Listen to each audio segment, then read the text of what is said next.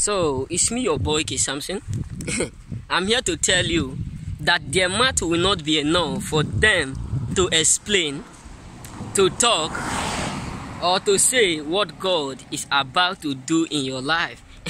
See, many of them are mad just because of that little blessing that they are seeing around you. Many of them are jealous, frustrated, just because of that little blessing that God released in your life. But I'm here to let you know that their mouth will not be enough for them to say or talk about the doing of God in your life, because they left you, they rejected you, they did all these things because their hope and their thought, without them you will not be able to make it. But I'm here to tell you, their mouth will not be enough for them to explain what they are about to see. You come see, so many of them will be surprised, many of them will be frustrated, many of them will be humiliated, because they will not see the mouth to explain it.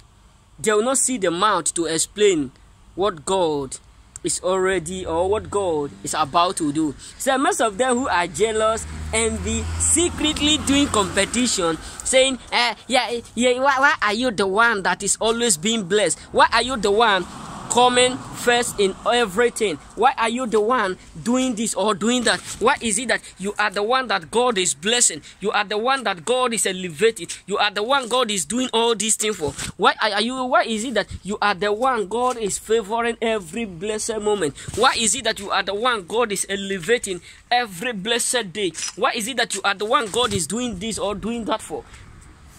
But I'm here to tell you, they will not have the mouth to narrate what God is about to do. Many are going to die. When I mean that, I'm not talking about natural, I'm not talking about dying, but they will be mentally frustrated, physically frustrated, appearance frustrated, because anytime they see you, they will know that God is indeed doing something that man cannot do. So many of them are going to be surprised. They will not have much to explain how or what they are seeing. They will not have much. You know, there are so certain things God will do in your life. There are so certain things God will just do. People will not have much to say it. For them to say, they'll just do like this. You know what I'm saying? So this is what God is about to do. Many of them who have automatically looked down on you, the same way he did it in the time of Esther, the same way he did it in the time of Daniel, the same way he did it in the time of Shadrach, Meshach, and Abednego, that everyone was surprised to see the fourth man in the fire. The same way he did it. I don't know who have went so far. I don't know who have did what they have did to bring you down, who have caused one thing to another to frustrate you. But today mark the end. Today mark their end. Yes. Many of them are going to do a tremble. Many of them are going to be frustrated. Many of them are going to be humiliated, because God is ready to do something, to tell them that he is the Lord that giveth weight. Yes. The issue is that sometimes people will reject you when you are in your wilderness. People will reject you when you are in your in your desert. People will reject you when things are not working well for you. When you need them, when they realize that you need them the most, they will reject you. They will abandon you. They will just forget everything about you.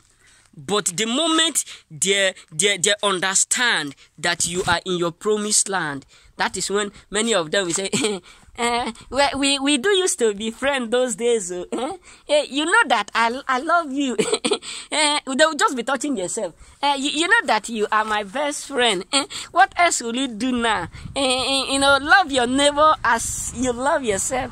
This is what God have told us that we are one in Christ. If one have commit sin, the other one should automatically forget them, forgive them, forgive and forget. You know, we can't be enemy forever.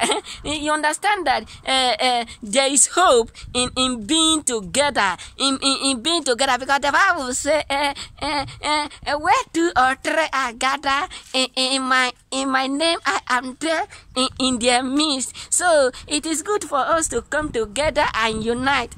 Unite, go where?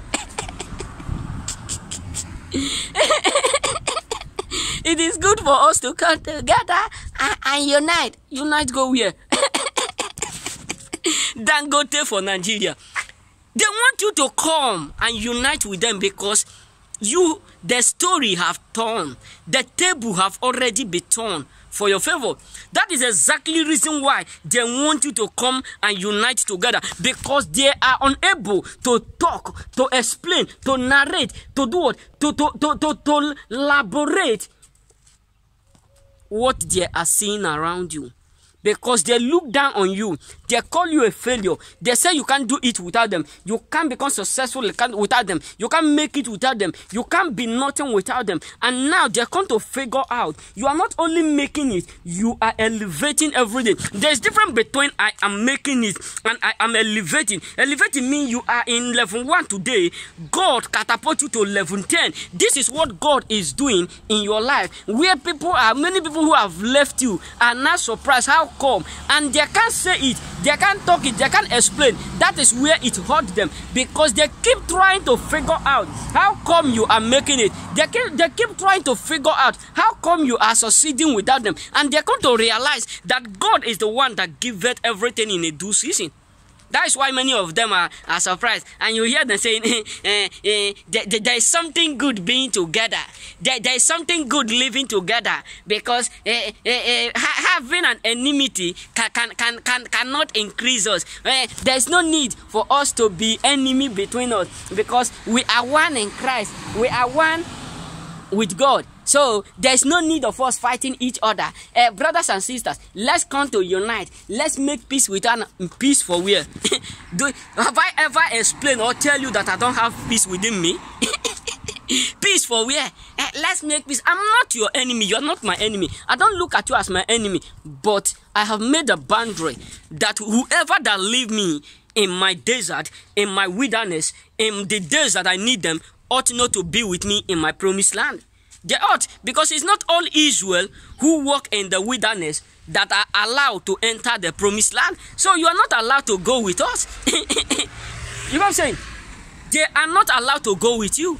So remember, blessed brothers, their mouth will not be enough for them to explain it. That is why they want you, because God is about to catapult you. Remember, blessed.